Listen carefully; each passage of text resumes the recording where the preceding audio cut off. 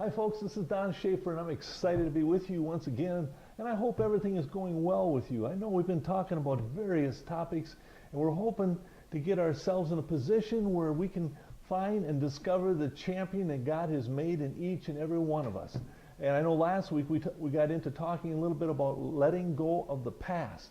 You know, talking about the areas of life that have happened to us sometimes and we get all hung up on them, and it seems like every day it's dealing and feeling guilty and whatever the circumstance might be with your past, and how this keeps us from being so successful from time to time, because we're always having to deal with who we are and the past that's behind us.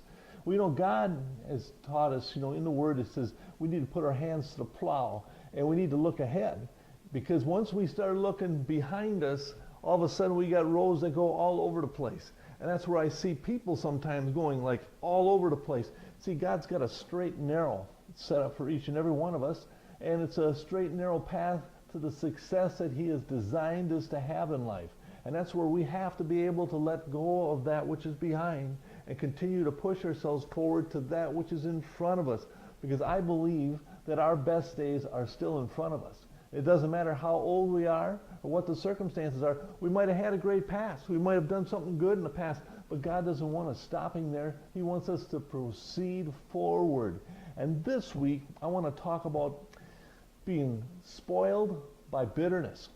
And the Bible talks a little bit about that also. It talks about that there's a root of bitterness that enters inside of us. It's a seed that gets planted, and it shows itself in many, many different types of crops.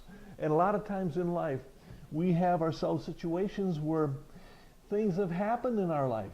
You know, it might have been something that hurt us. We might have been betrayed in some way or some fashion. Things just happen in our life. And what happens is we don't let it go. You know, we don't sit there and get rid of the situation. We start to allow it to root itself in our life. I know my grandson one time, you know, he's a lovely child, been raised in a wonderful home, and he all of a sudden it's time to go to school, and he goes to school and he's running into people that don't treat him so well. You know, might call him names, might, you know, abuse him somehow. And he comes home and he says, you know, Grandpa, I don't understand it. You know, these people are treating me so mean. You know, and I had to sit down and had a good talk with him. I told him, you know, these people are treating you the way they have been treated.